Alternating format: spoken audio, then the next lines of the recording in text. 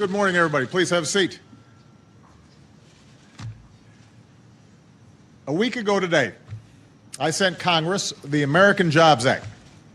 It's a plan that will lead to new jobs for teachers, for construction workers,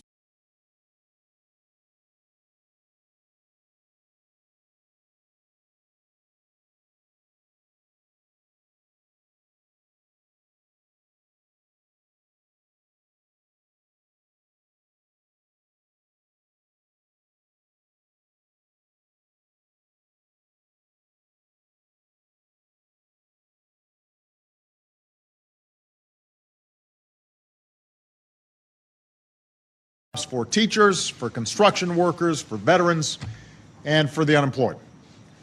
It'll cut taxes for every small business owner and virtually every working man and woman in America.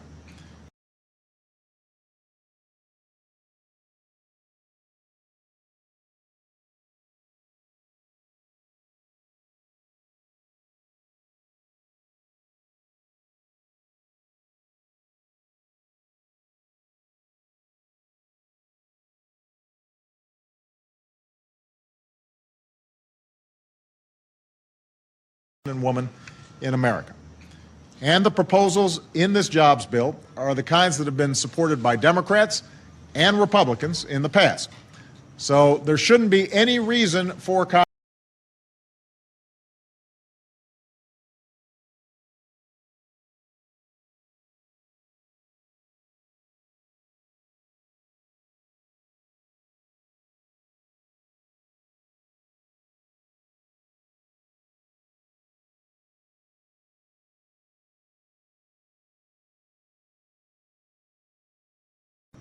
there shouldn't be any reason for Congress to drag its feet. They should pass it right away. I'm ready to sign a bill. I've got the pens all ready.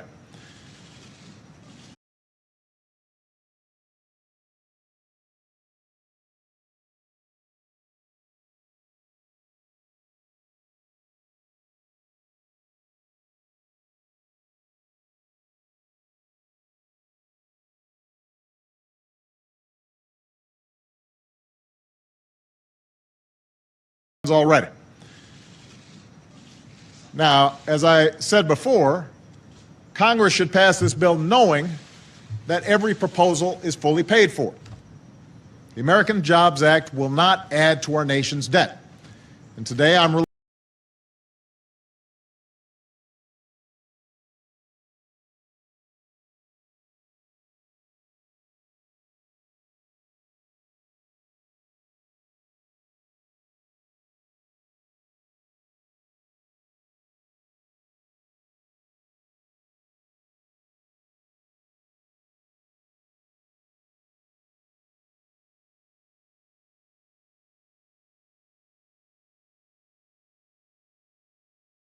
nation's debt.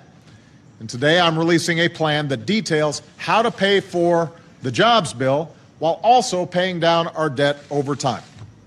And this is important.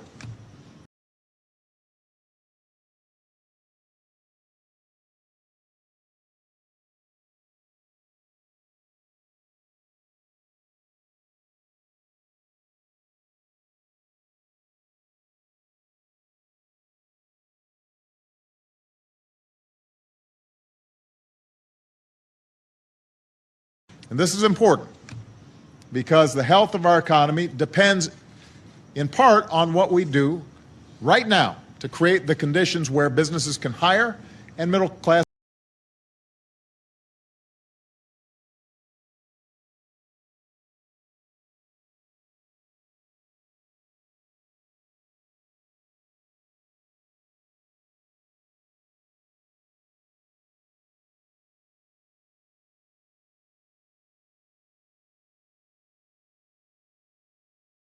can hire and middle class families can feel a basic measure of economic security.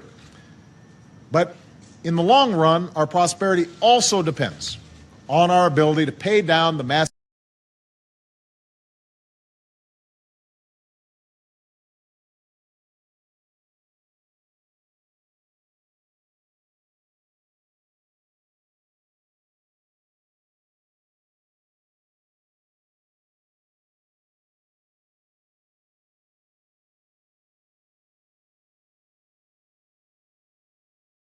depends on our ability to pay down the massive debt we've accumulated over the past decade in a way that allows us to meet our responsibilities to each other and to the future.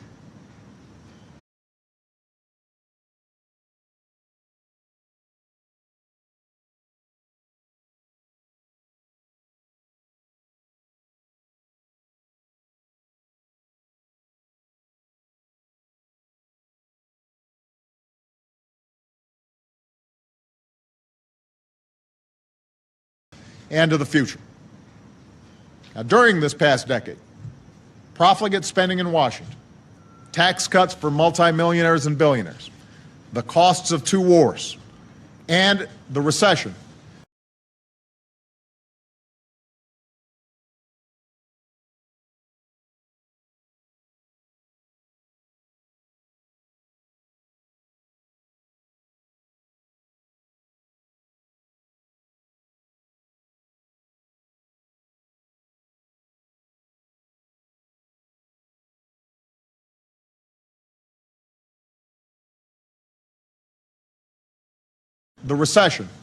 turned a record surplus into a yawning deficit, and that left us with a big pile of IOUs. If we don't act, that burden will ultimately fall on our children's shoulders.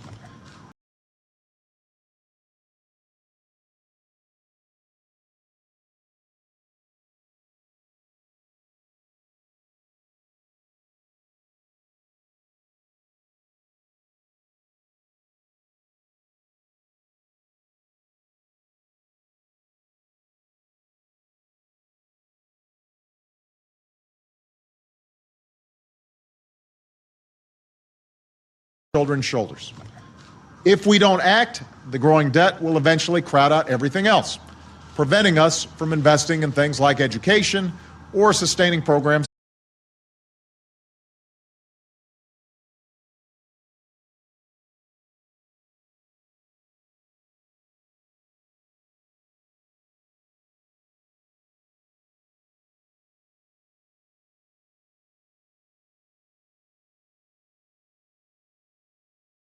like education or sustaining programs like Medicare. So Washington has to live within its means. The government has to do what families across this country have been doing for years.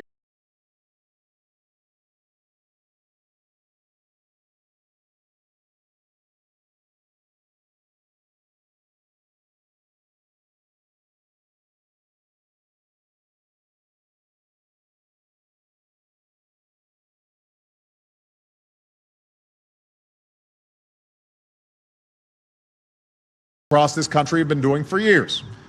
We have to cut what we can't afford to pay for what really matters. We need to invest in what will promote hiring and economic growth now, while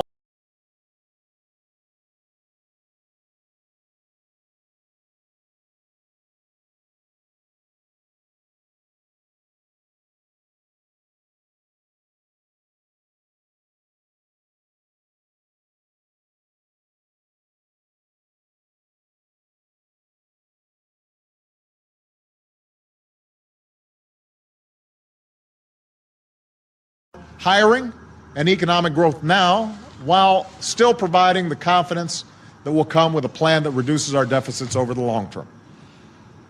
These principles were at the heart of the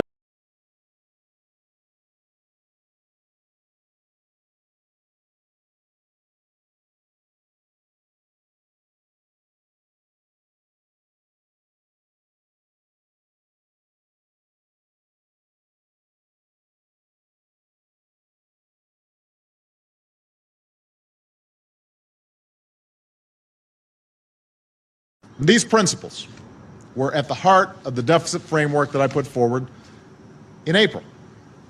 It was an approach to shrink the deficit as a share of the economy, but not to do so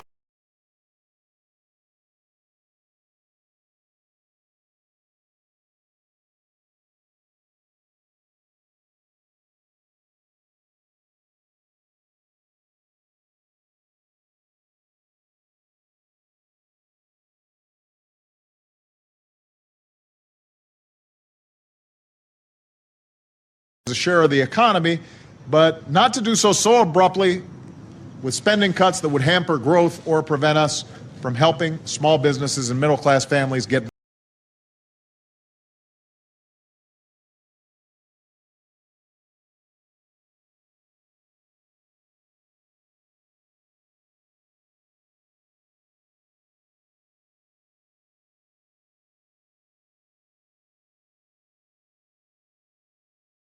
businesses and middle-class families get back on their feet.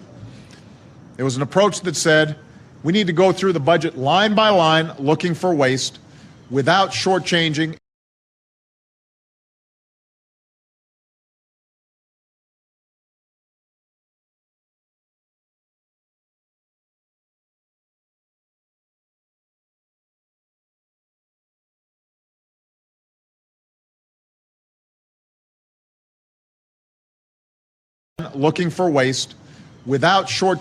education and basic scientific research and road construction, because those things are essential to our future.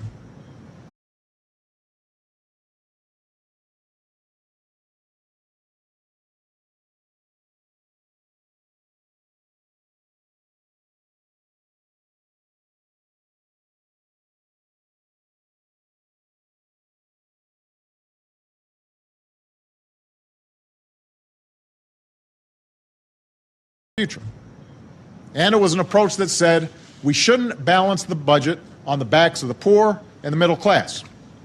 That for us to solve this problem,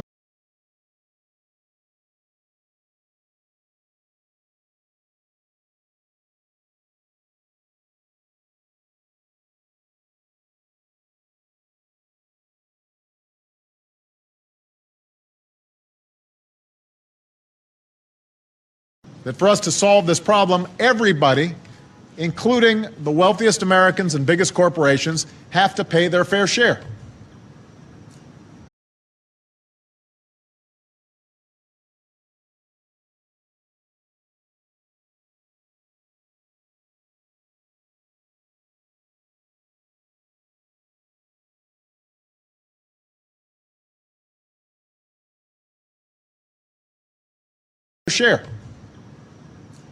Now, during the debt ceiling debate, I had hoped to negotiate a compromise with the Speaker of the House that fulfilled these principles and achieved the $4 trillion.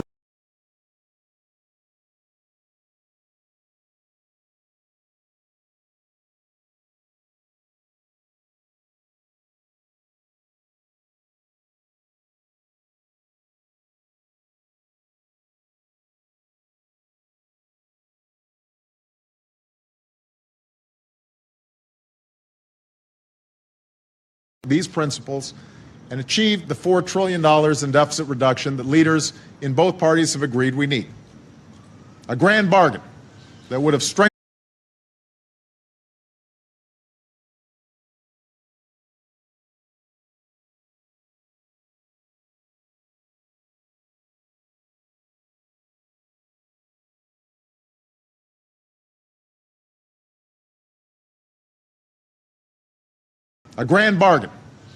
strengthened our economy instead of weakened it. Unfortunately, the Speaker walked away from a balanced package. What we agreed to instead wasn't all that.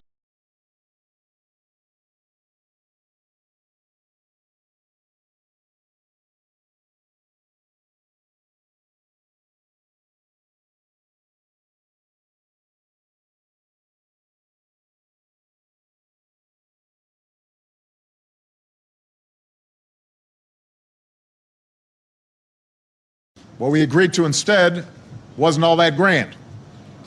But it was a start. Roughly $1 trillion in cuts to domestic spending and defense spending.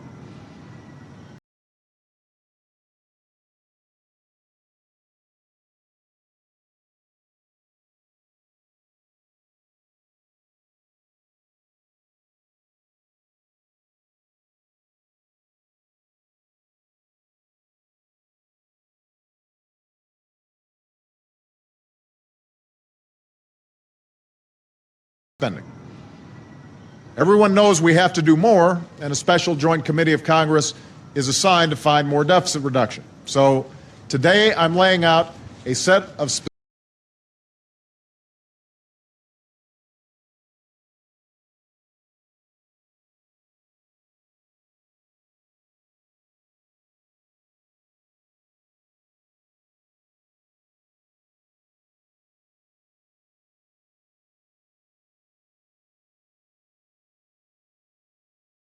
So today I'm laying out a set of specific proposals to finish what we started this summer.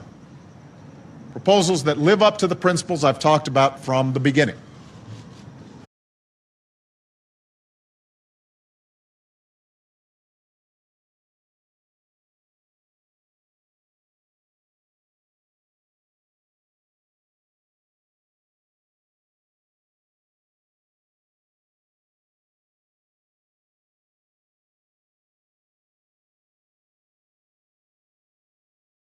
I've talked about from the beginning.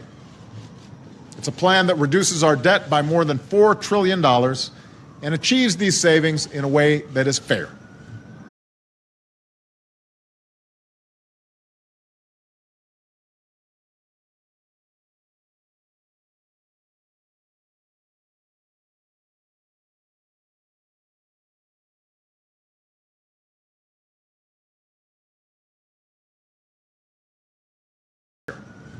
By asking everybody to do their part so that no one has to bear too much of the burden on their own. All told, this plan cuts $2 in spending for every dollar in new revenue.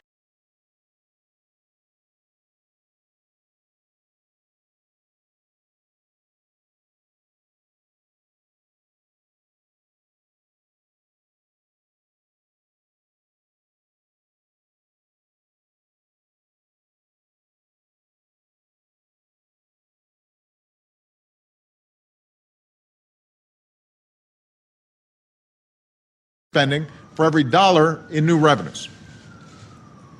In addition to the $1 trillion in spending that we've already cut from the budget.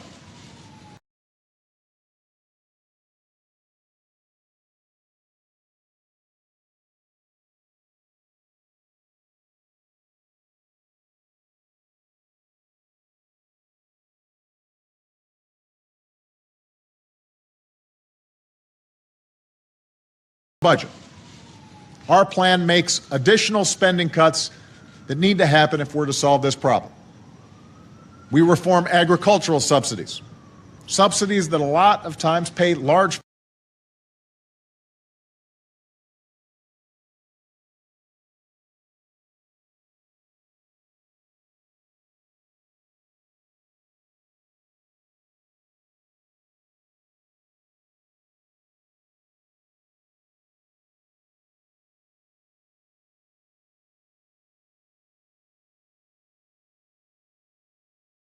subsidies that a lot of times pay large farms for crops that they don't grow.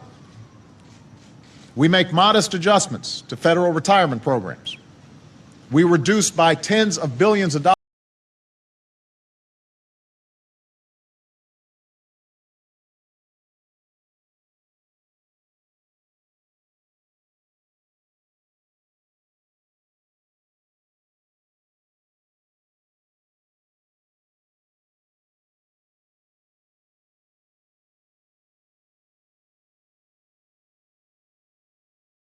We reduce by tens of billions of dollars the tax money that goes to Fannie Mae and Freddie Mac. We also ask the largest financial firms, companies saved by tax dollars.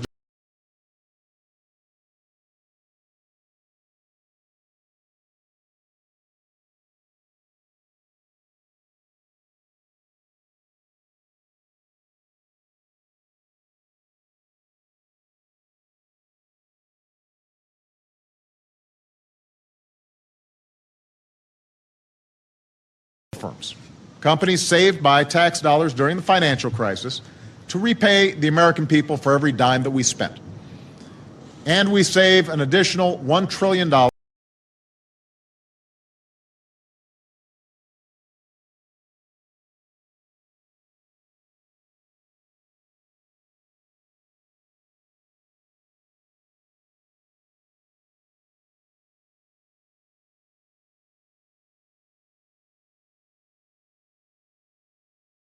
And we save an additional $1 trillion as we end the wars in Iraq and Afghanistan. These savings are not only counted as part of our plan, but as part of the budget.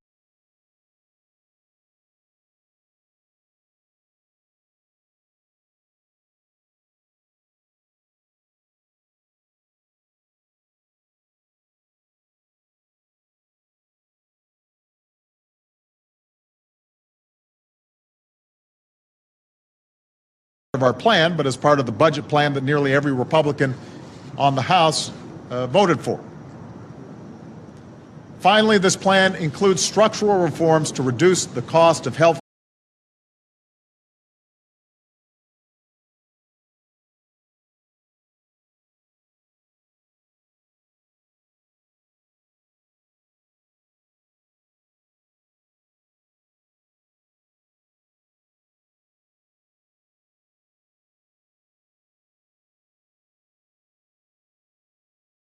reforms to reduce the cost of health care in programs like Medicare and Medicaid. Keep in mind, we've already included a number of reforms in the health care law.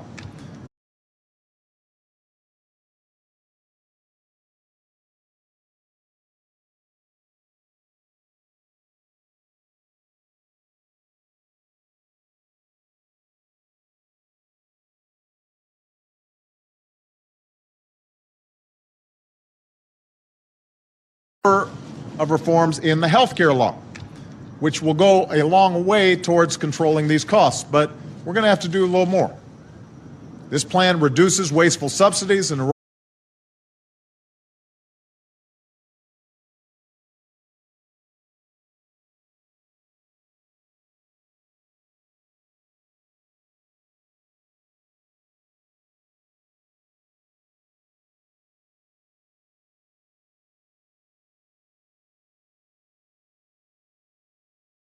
this plan reduces wasteful subsidies and erroneous payments while changing some incentives that often lead to excessive health care costs.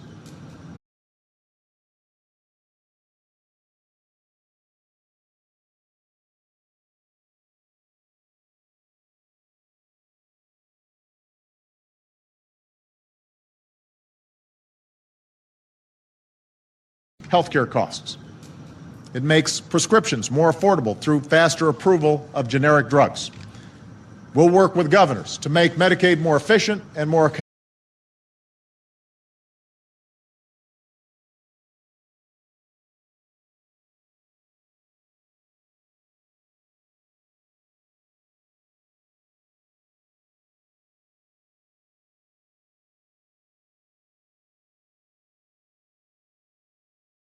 Medicaid more efficient and more accountable, and will change the way we pay for health care.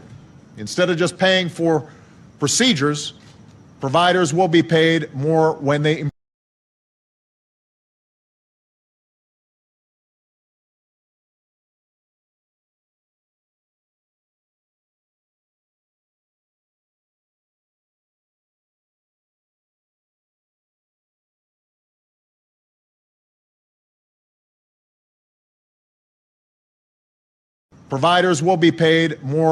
improve results. And such steps will save money and improve care. These changes are phased in slowly to strengthen Medicare and Medicaid over time.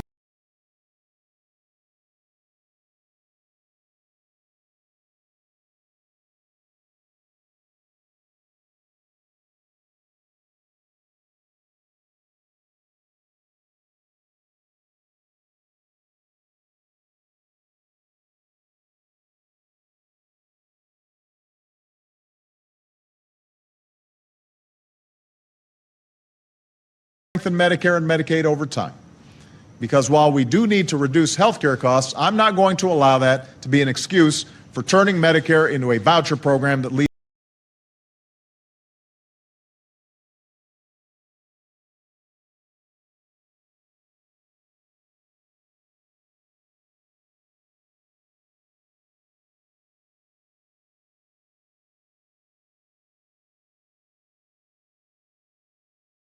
Medicare into a voucher program that leaves seniors at the mercy of the insurance industry. And I'm not going to stand for balancing the budget by denying or reducing health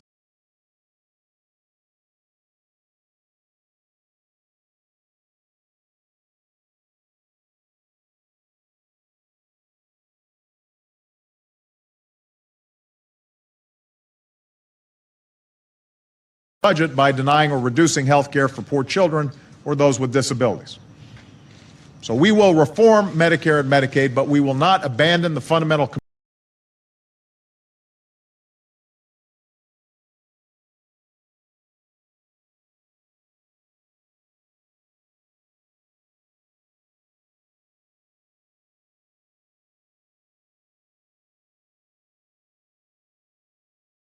but we will not abandon the fundamental commitment that this country has kept for generations. And by the way, that includes our commitment to Social Security.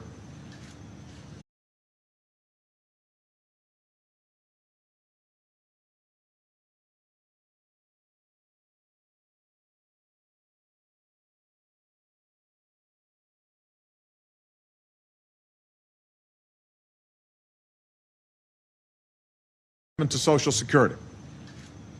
I've said before, Social Security is not the primary cause of our deficits, but it does face long-term challenges as our country grows older, and both parties are going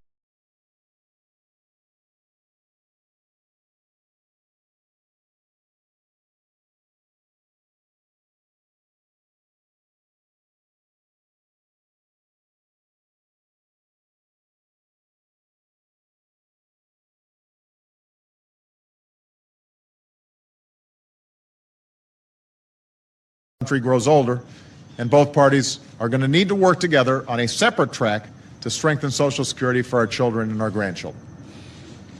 So,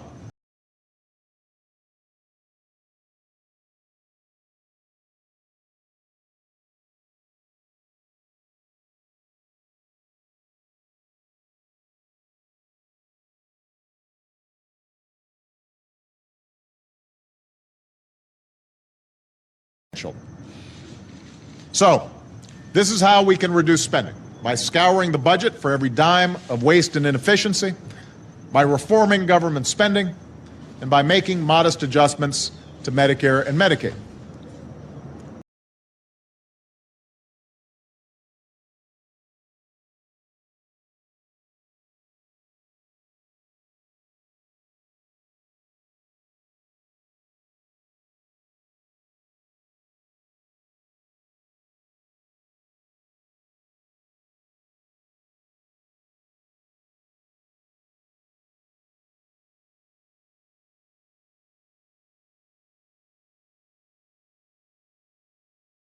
Medicaid.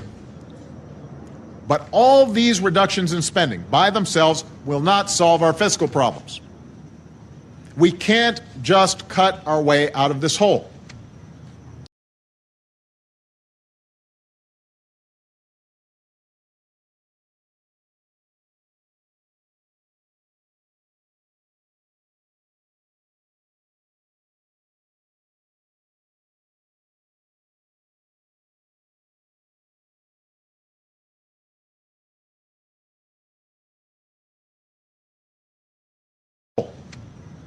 It's going to take a balanced approach.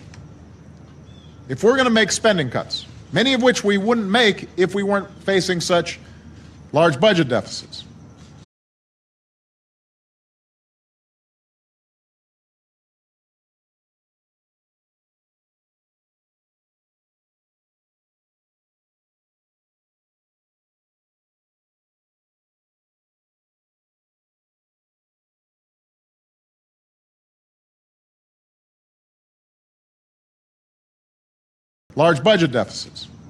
then it's only right that we ask everyone to pay their fair share. You know, last week, Speaker of the House, John Boehner, gave a speech about the economy.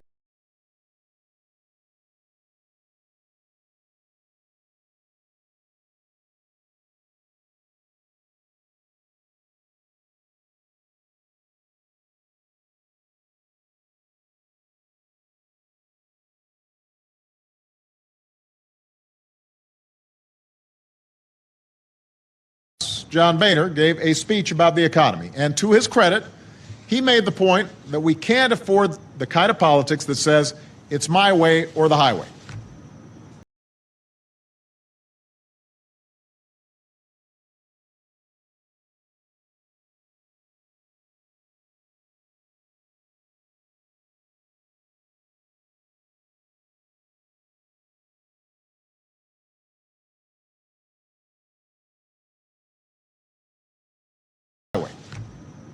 I was encouraged by that.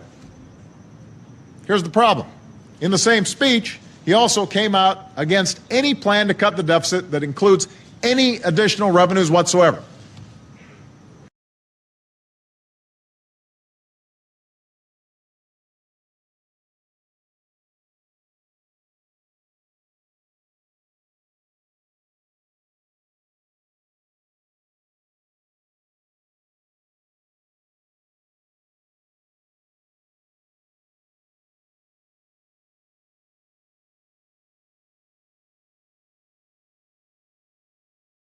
revenues whatsoever. He said, I'm quoting him, there is only one option. And that option, and only option, relies entirely on cuts. That means slashing education, surrendering the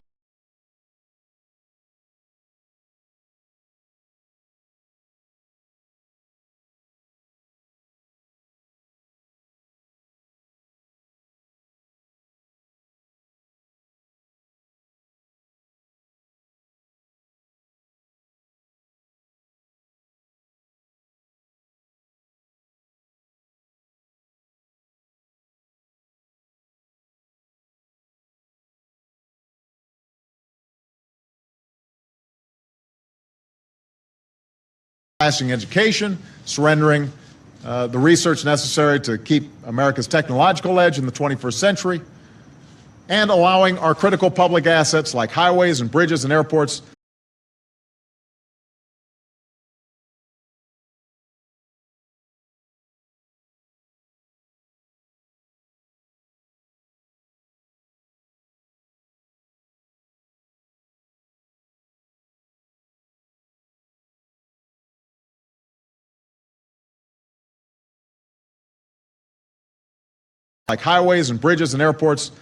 to get worse.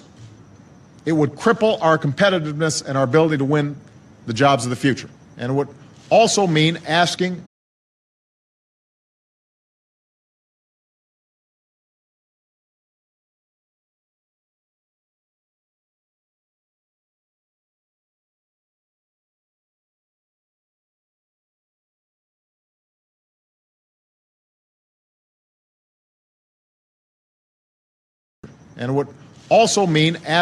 sacrifice of seniors and the middle class and the poor while asking nothing of the wealthiest Americans and biggest corporations.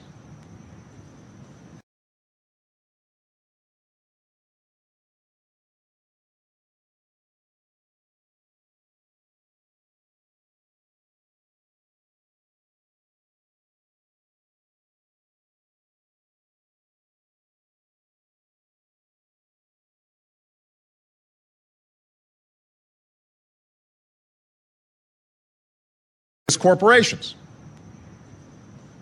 So the Speaker says we can't have it my way or the highway, and then basically says my way or the highway. That's not smart. It's not right.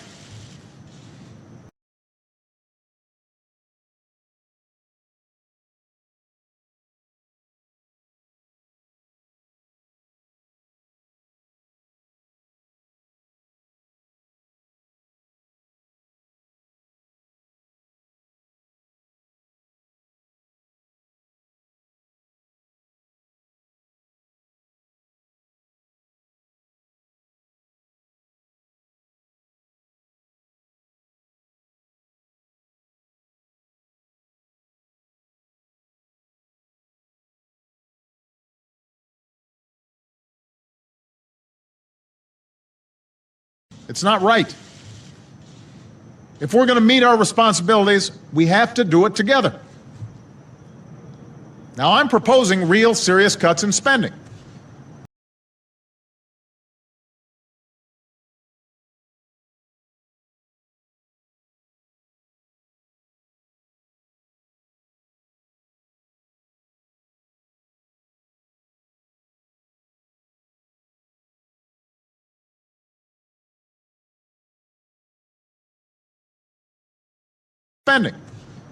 When you include the $1 trillion in cuts I've already signed into law, these would be among the biggest cuts in spending in our history. But they've got to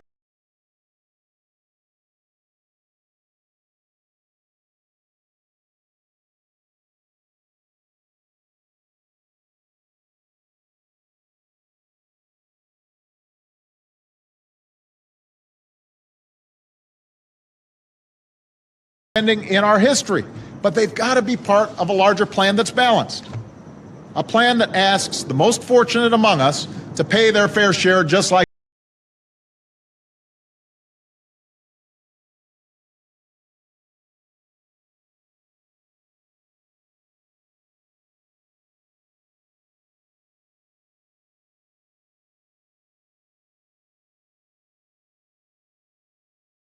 among us to pay their fair share just like everybody else.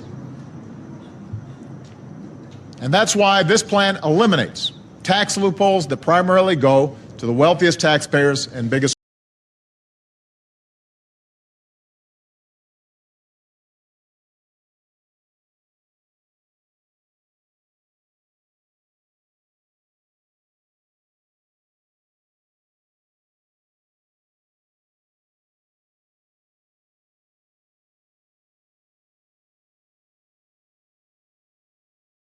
Taxpayers and biggest corporations. Tax breaks that small businesses and middle-class families don't get. And if tax reform doesn't get done, this plan asks the wealthiest Americans to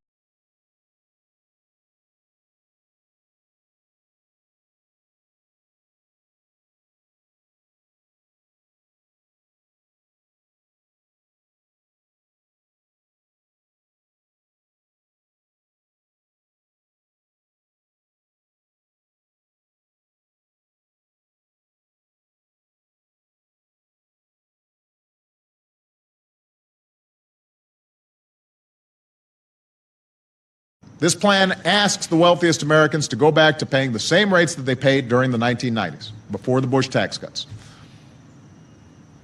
I promise it's not because anybody looks forward.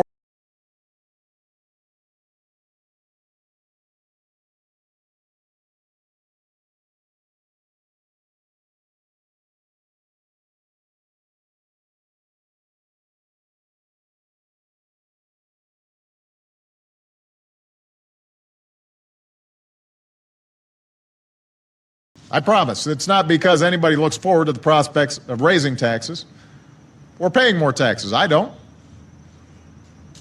In fact, I've cut taxes for the middle class and for small businesses. And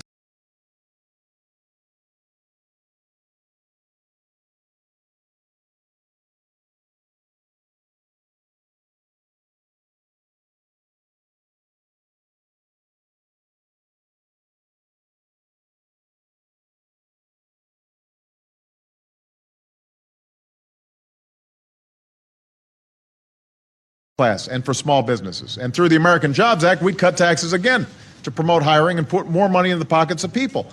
But we can't afford these special lower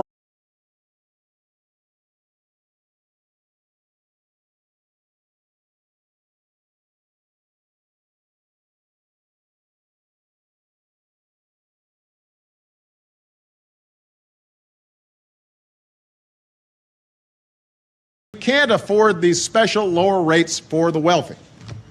Rates, by the way, that were meant to be temporary. Back when these tax cuts back in 2001, 2003 were being talked about,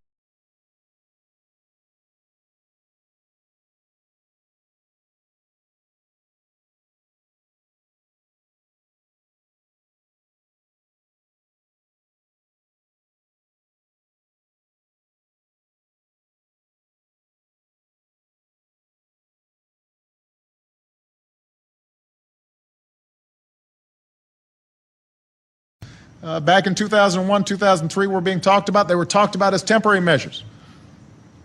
We can't afford them when we're running these big deficits.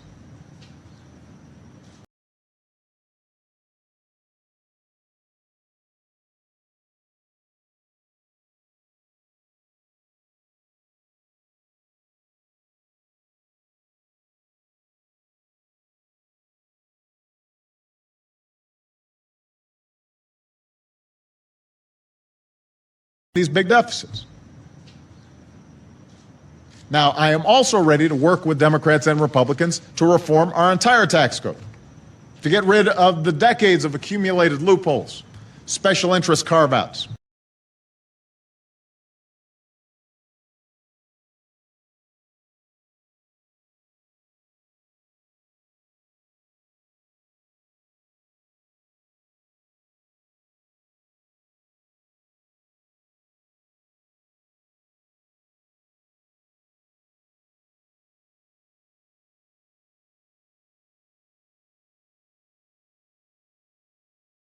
Loopholes, special interest carve-outs.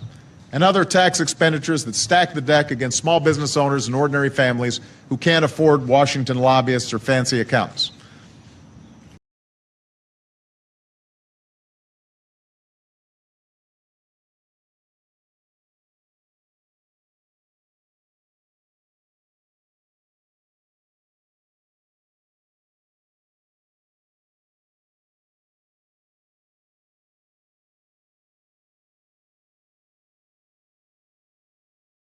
Washington lobbyists or fancy accountants. Our tax code is more than 10,000 pages long. If you stack up all the volumes, they're almost 5 feet tall.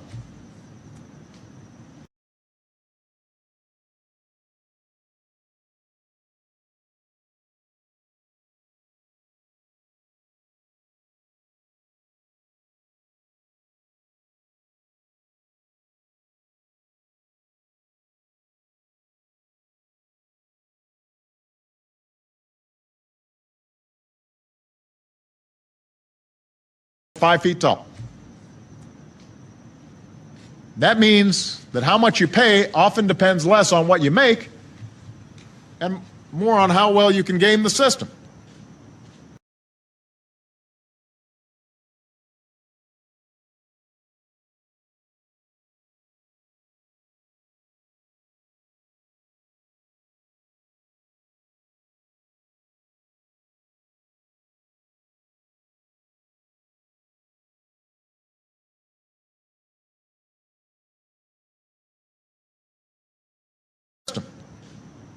And that's especially true of the corporate tax code. We've got one of the highest corporate tax rates in the world, but it's riddled with exceptions.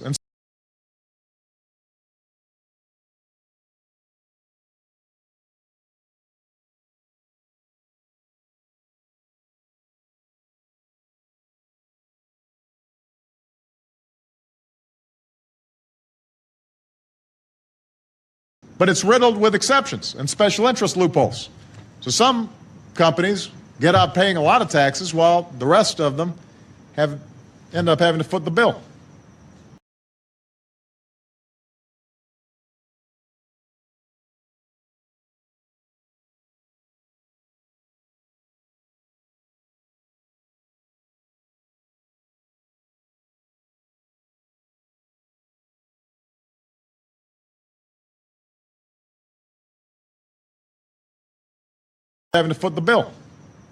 And this makes our entire economy less competitive and our country a less desirable place to do business. That has to change.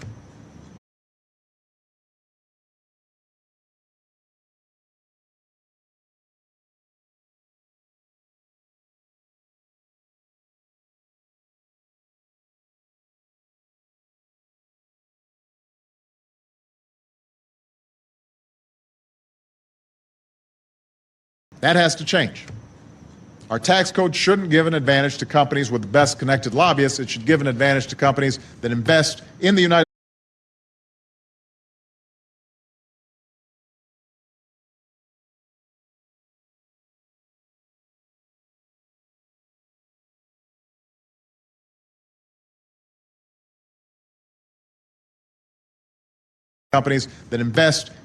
States of America and create jobs in the United States of America. And we can lower the corporate rate if we get rid of all these special deals.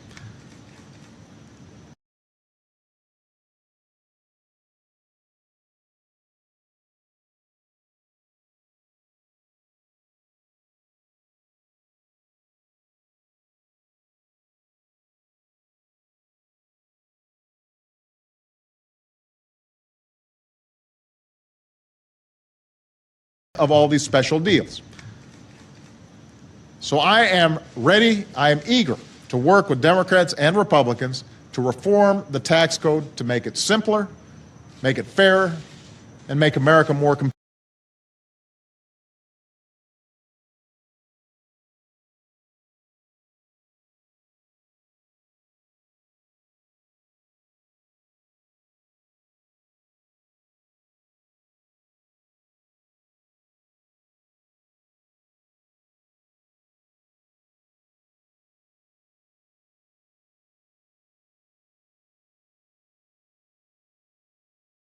Make it fairer and make America more competitive.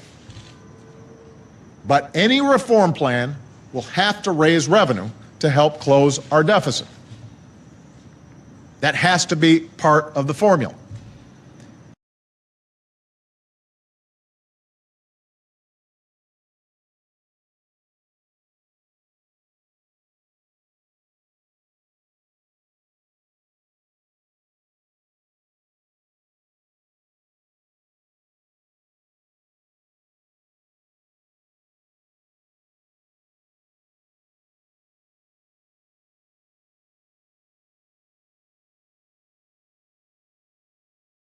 That has to be part of the formula. And any reform should follow another simple principle. Middle-class families shouldn't pay higher taxes than millionaires and billionaires.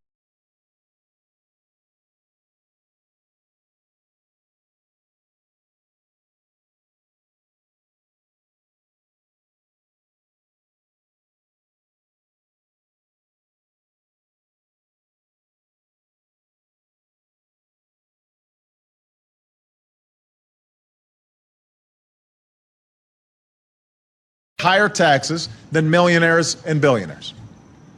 That's pretty straightforward. It's hard to argue against that. Warren Buffett's secretary shouldn't pay a higher tax rate than Warren Buffett.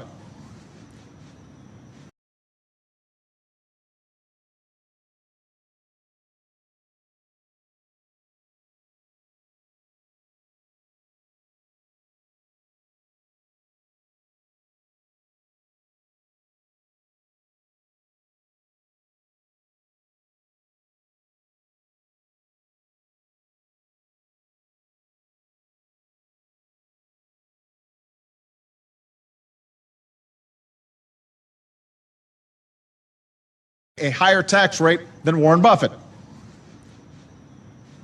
There's no justification for it. It is wrong that in the United States of America, a teacher or a nurse or a construction worker who earns $50,000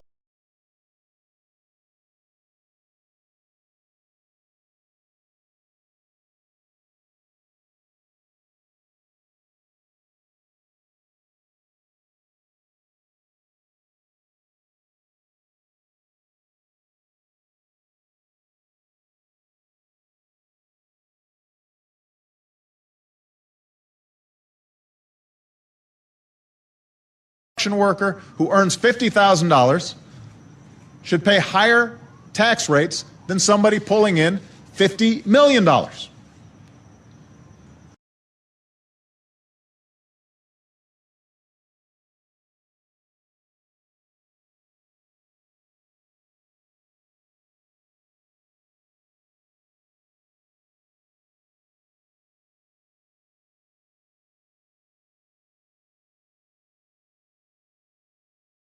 Anybody who says we can't change the tax code to correct that?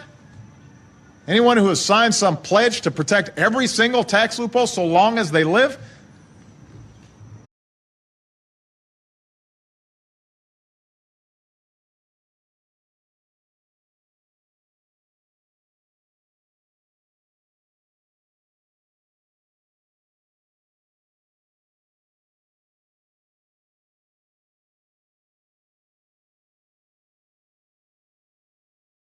As they live, they should be called out. They should have to defend that unfairness. Explain by somebody who's making $50 million a year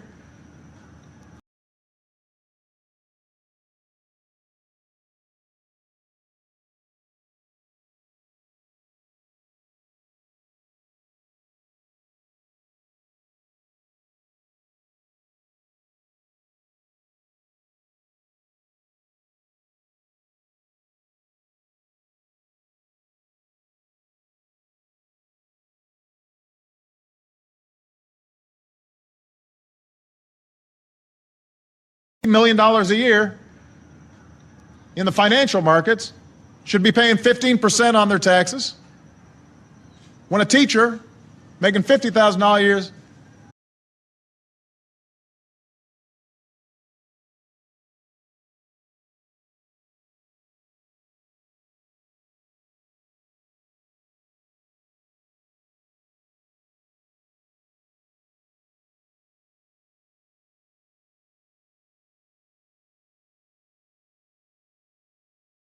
years is paying more than that, paying a higher rate.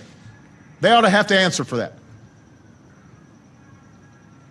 And if they're pledged to keep that kind of unfairness in place,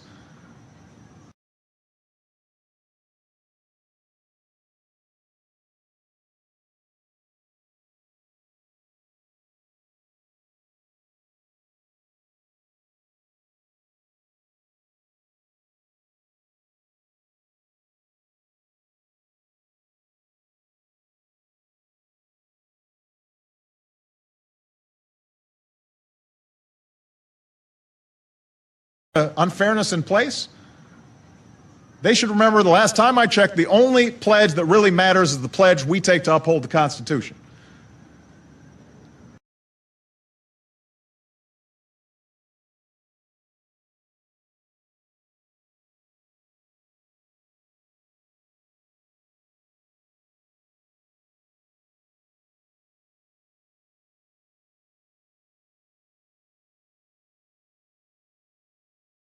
Constitution.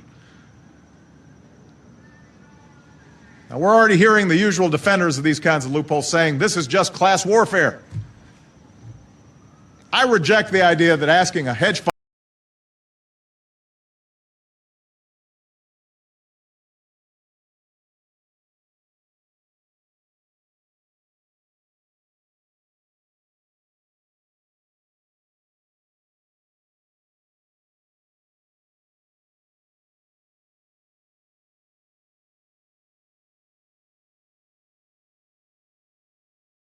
I reject the idea that asking a hedge fund manager to pay the same tax rate as a plumber or a teacher is class warfare. I think it's just the right thing to do.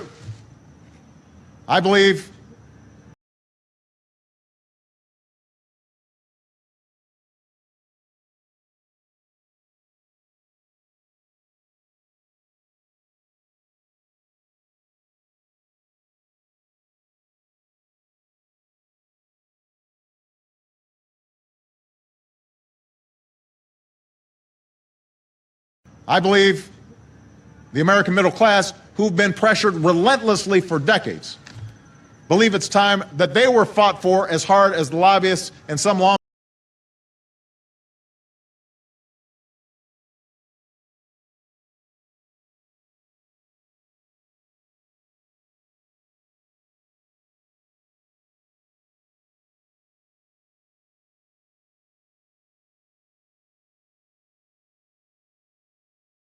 For as hard as the lobbyists and some lawmakers have fought to protect special treatment for billionaires and big corporations.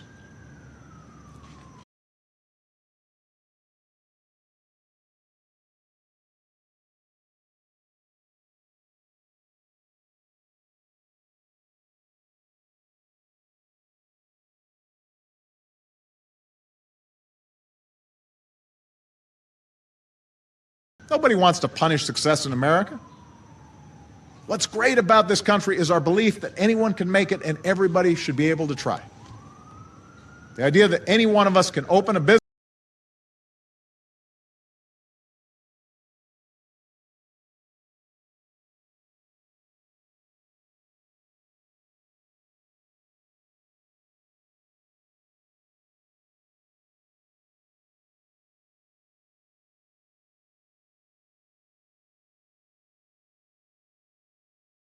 The idea that any one of us can open a business or have an idea and make us millionaires or billionaires. This is the land of opportunity. That's great.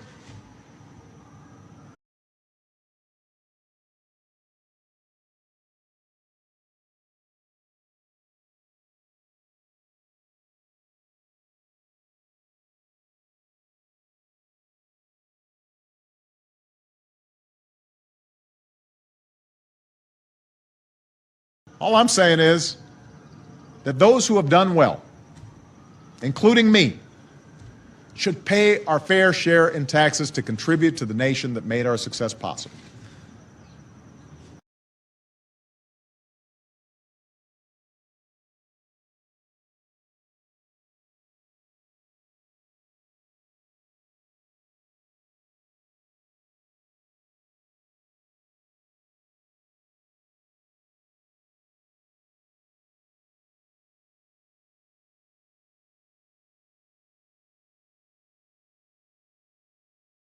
as possible. We shouldn't get a better deal than ordinary families get. And I think most wealthy Americans would agree if they knew this would help us grow the economy and deal with the debt that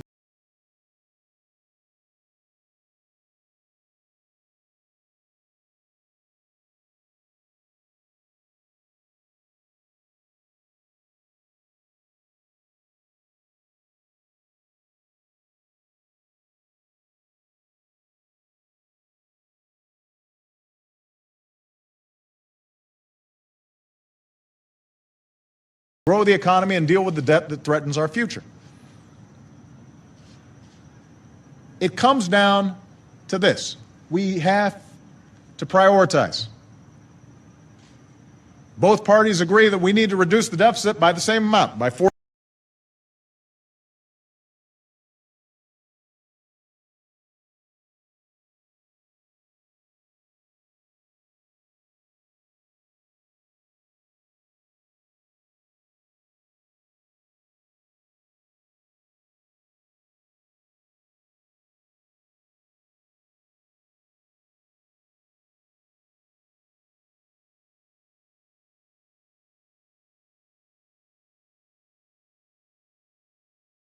The deficit by the same amount, by $4 trillion. So what choices are we going to make to reach that goal?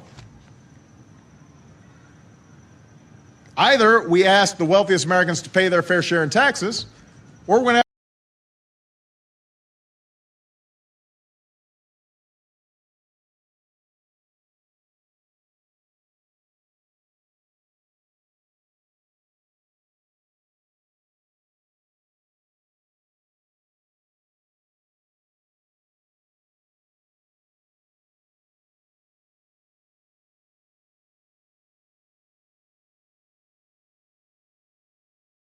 pay their fair share in taxes, or we're going to have to ask seniors to pay more for Medicare. We can't afford to do both. Either we gut education and medical research, or we've got to reform the tax.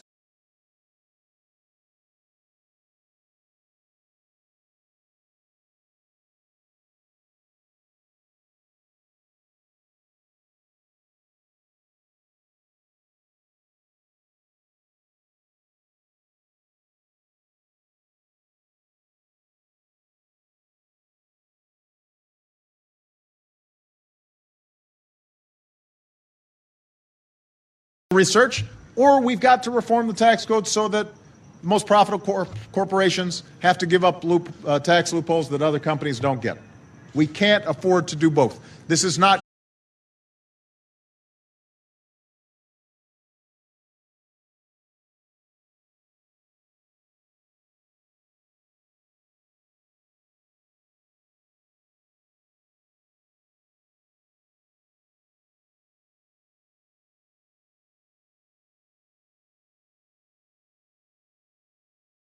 We can't afford to do both. This is not class warfare. It's math.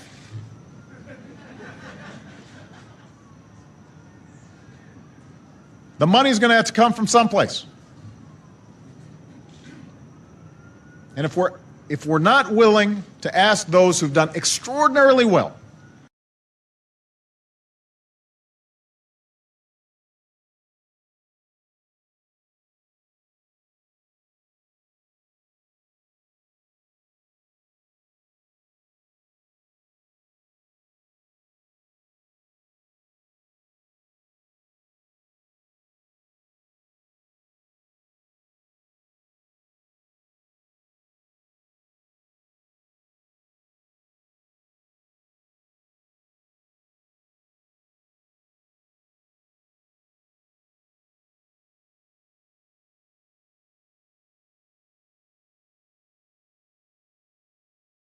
those who've done extraordinarily well to help America close the deficit, and we are trying to reach that same target of $4 trillion, then the logic, the math says everybody else has to do a whole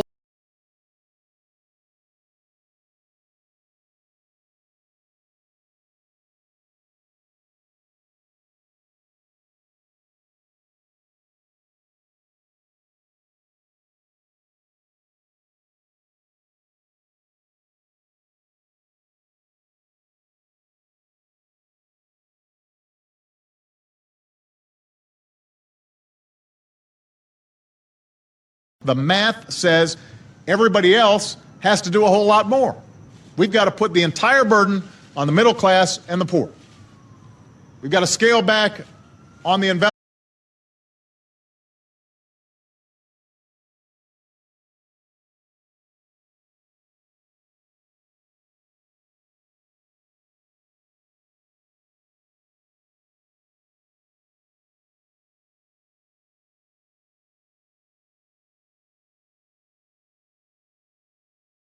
We've got to scale back on the investments that have always helped our economy grow. We've got to settle for second-rate roads and second-rate bridges and second-rate airports.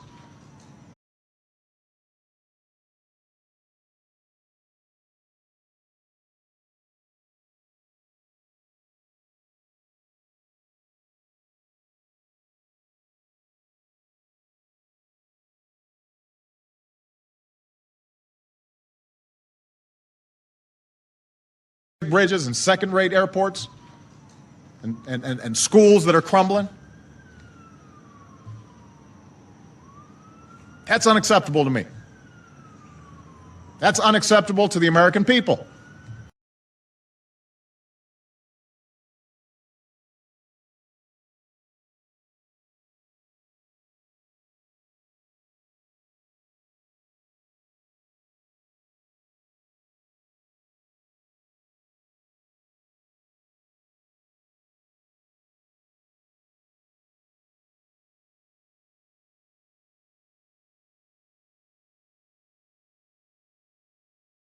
People. And it will not happen on my watch. I will not support any plan that puts all the burden for closing our deficit on ordinary Americans.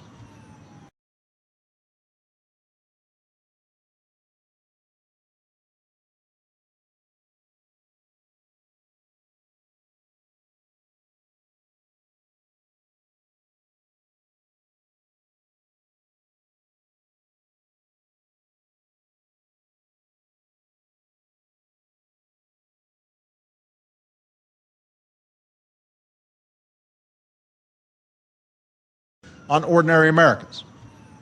And I will veto any bill that changes benefits for those who rely on Medicare but does not raise serious revenues by asking the wealthiest Americans or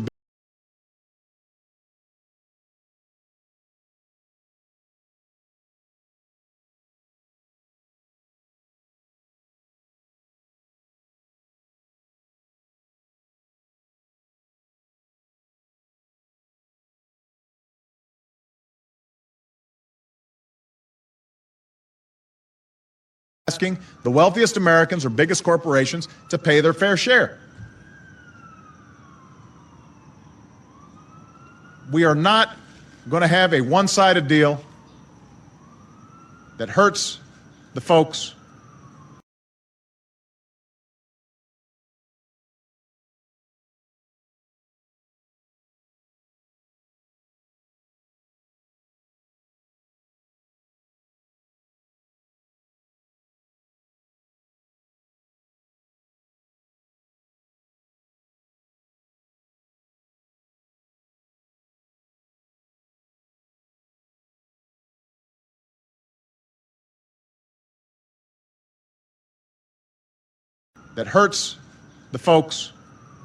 who are most vulnerable.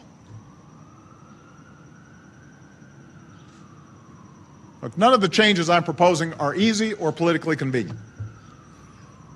It's always more popular to promise the moon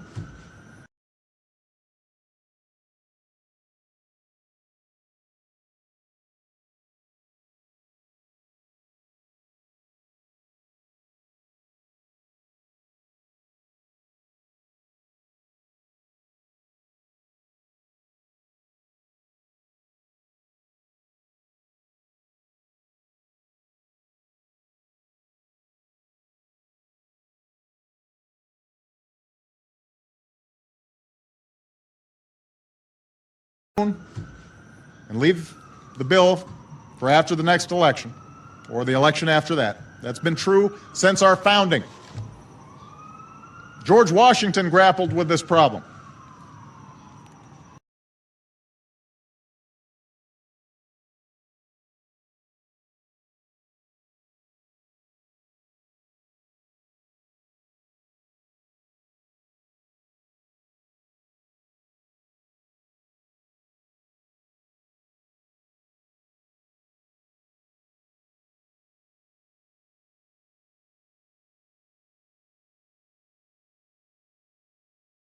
problem. He said, towards the payment of debts, there must be revenue. That to have revenue, there must be taxes. And no taxes can be devised which are not more or less inconvenient and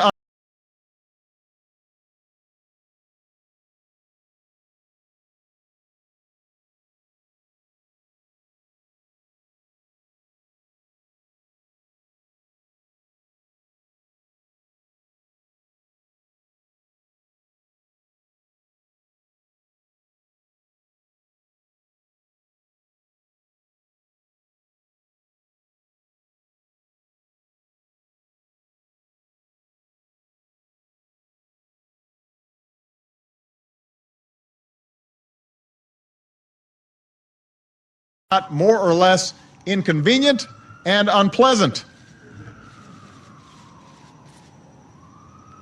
He understood that dealing with the debt is, these are his words, always a choice of difficulties.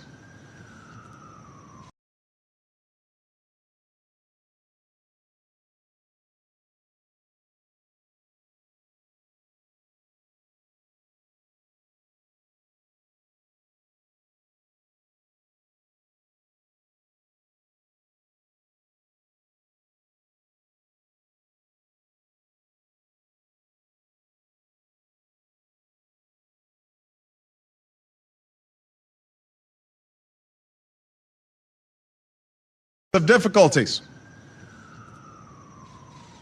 But he also knew that public servants weren't elected to do what was easy. They weren't elected to do what was politically advantageous.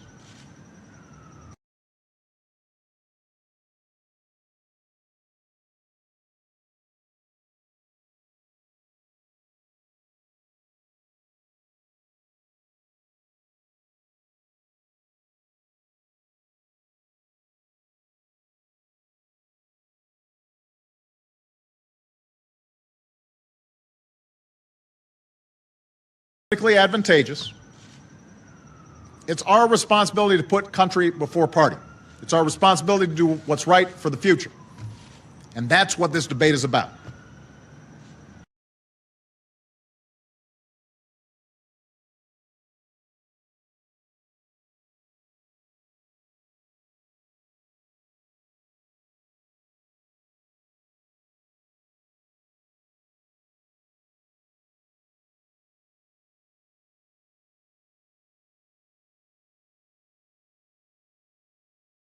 And that's what this debate is about.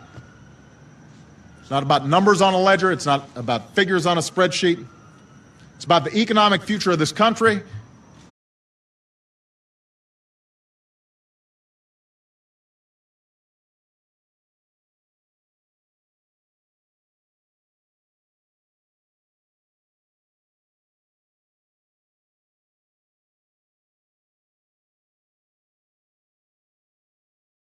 And it's about whether we will do what it takes to create jobs and growth and opportunity while facing up to the legacy of debt that threatens everything.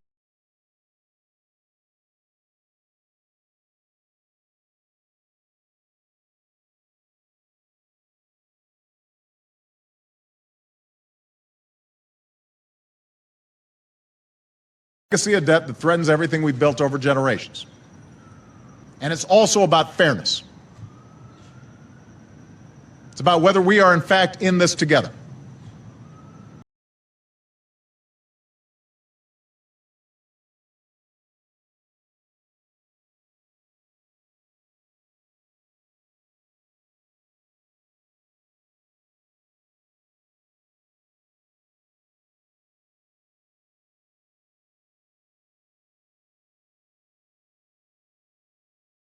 This together. And we're looking out for one another. We know what's right. It's time to do what's right. Thank you very much.